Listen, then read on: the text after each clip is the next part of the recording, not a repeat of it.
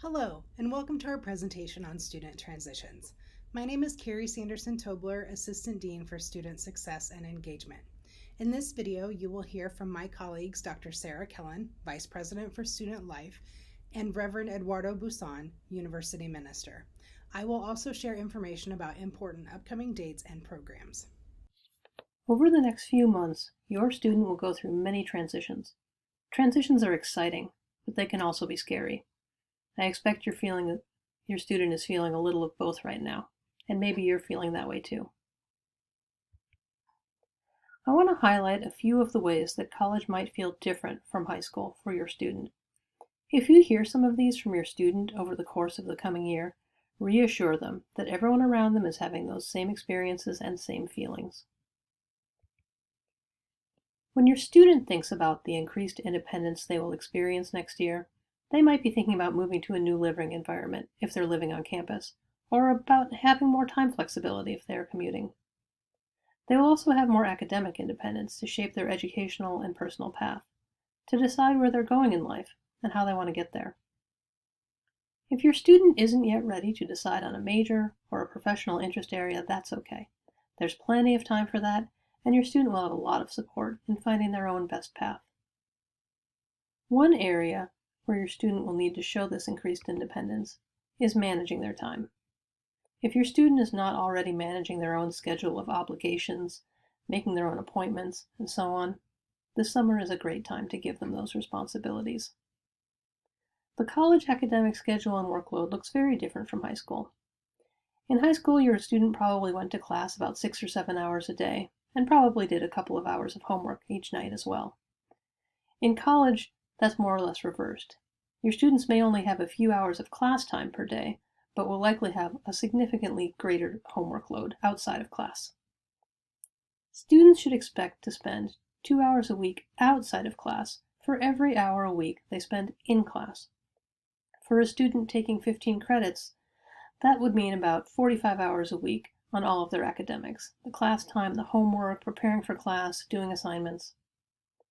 Students will need to be proactive in managing their time and in balancing their academic obligations with any of their other obligations, sports, family, job, all of those things that they are going to be doing as well.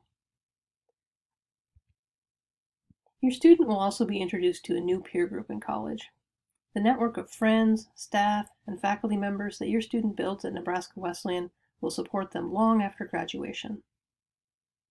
Many of our students come to Wesleyan with a past experience of being recognized as the best in something, maybe the best in many things.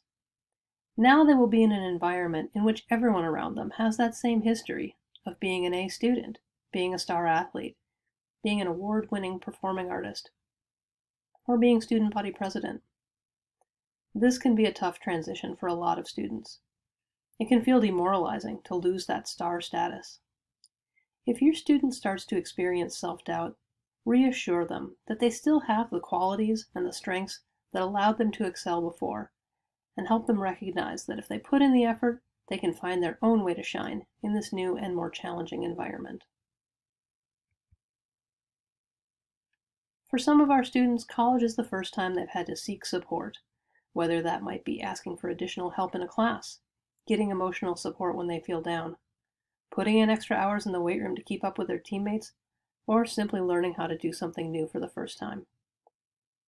Our staff and faculty members are dedicated to helping students, and we will do all we can to give every student the support they need.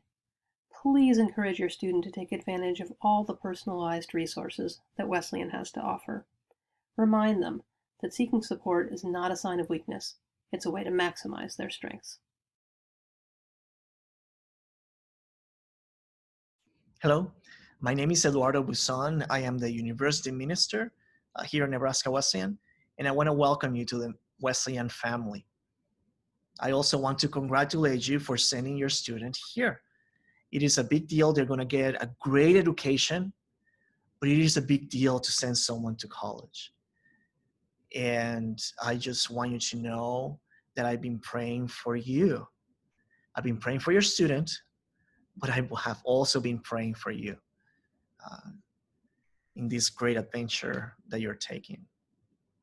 Now, in this time that we're visiting, there are a couple of things that I would like for us to talk about. The first one is related to the spiritual life here on campus. In 1887, the Methodists from all over the state of Nebraska came to this very spot to begin a university. Now, they did this because from the very beginning, Methodists have always believed that education is a way for us to experience the grace of God, but it is also a way for us to better understand and serve the world.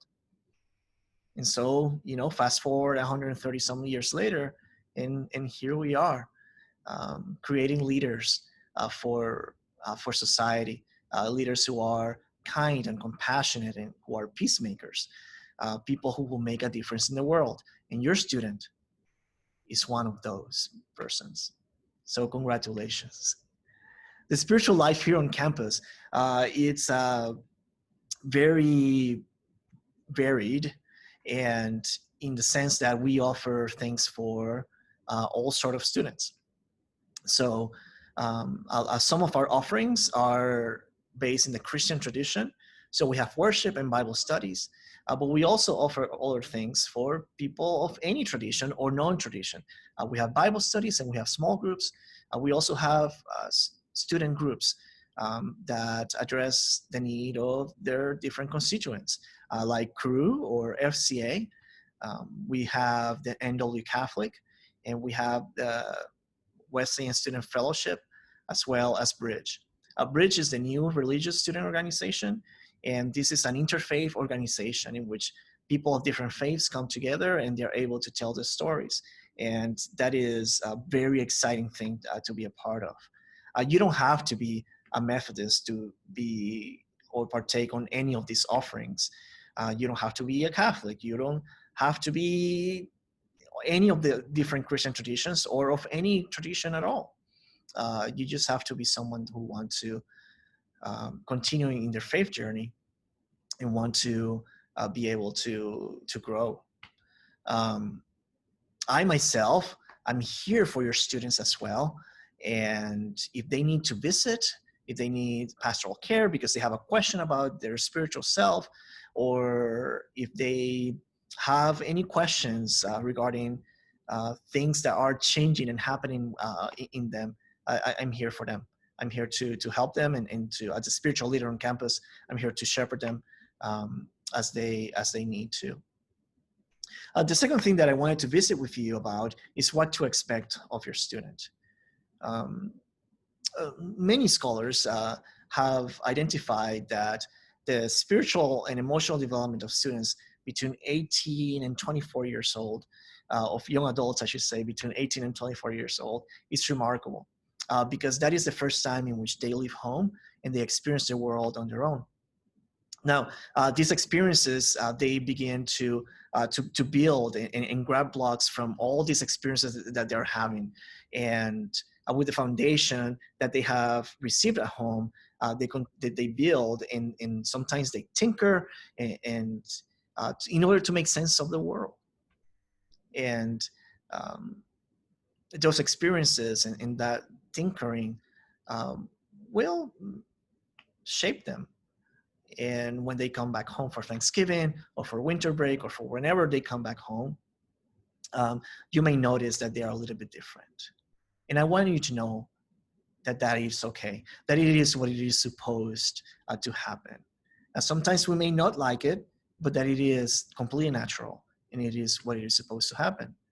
What I want you to know is that all the things that you taught your student, those are foundation. That is the foundation, founding blocks of who they are. And those values, they will never change. So please be kind to them, listen to them, and love them. You know, your student is not a child anymore. Even though when we look at them in the eye, and I know this because I have a college student myself, when we look at the eye, we see that baby that we first held in our arms for the first time. But now your student is an adult. And I want to thank you for making space for them to become adults. And not just adults, but adults that will make a difference in this world. I know it might be difficult, but it is the right thing to do. Thank you for making this space for them to become the people that they need to be. Now, in this whole process, I want you to know that I'm here for them, I'm here for you, and I will keep you in my prayers. Please don't hesitate to contact me for any reason, and I hope to see you around. You take care. Now that you've heard from Dr. Kellen and Reverend Busan, I would like to speak with you about new student programs and the importance of student involvement at Nebraska Wesleyan University. New student programs are the programs and events developed to assist your student in a successful transition to Nebraska Wesleyan. Our first event, which starts this week, is Prairie Wolf Prep. All first-year students have been enrolled in Prairie Wolf Prep, an online course located in Canvas. Your student can access this by visiting the Inside NWU webpage, then selecting Canvas. Once they log in using their Nebraska Wesleyan credentials, they will be able to see all courses that they have been enrolled in and access the Prairie Wolf Prep course. This course has been designed to help them meet their peers, establish a community and a support system. They'll engage in conversations about resources and concepts that we want them to discuss in order to transition to Nebraska Wesleyan. The course consists of activities, conversations, and yes, some homework. The second component of new student programs is Prairie Wolves Welcome. This year, our programming is condensed to Friday, August 14th. All new students will need to block off 8 a.m. to 3 p.m. that day for these events, which will take place primarily in person and on campus. We will have students split up into their Archway Seminar classes, which will meet for the first time on that Friday. This is an actual class period. Students will also participate in Matriculation Convocation and First Walk. Both Matriculation Convocation and First Walk are closed to outside guests. We will live stream Matriculation Convocation, and the First Walk will be streamed on as a Facebook Live event. Switching gears to speak on the importance of involvement. Involvement at Nebraska Wesleyan allows students not only to connect with each other, but also with faculty and staff. Involvement allows students to expand current interests or explore new ones, can lead to internships and future employment. They develop life skills such as leadership, communication, conflict resolution, budget management, and more.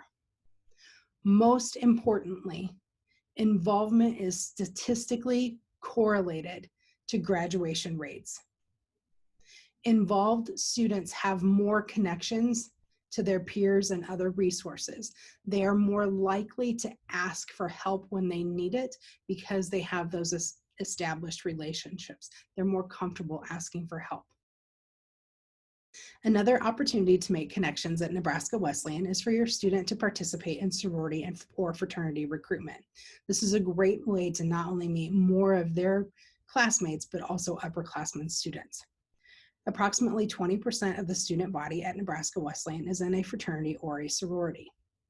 If your student wishes to participate in sorority recruitment, that will take place August 11th through the 15th. It will be a combination of in-person and virtual events per current and future health and safety measures. Women must pre-register. They were sent a postcard with more information about how to register for recruitment. They would be required to move to campus on August 11th for recruitment events. If your daughter is commuting from home, there will be events on campus that she is required to attend. Fraternity recruitment will take place during the first 2 weeks of the semester, August 17th through the 28th. This is also a mutual selection process. However, they can sign up upon arrival on campus. It's less structured than sorority recruitment, and men can attend the events of the chapters that they are interested in. If you have additional questions about any of this information, you can contact me at the phone number and emails listed.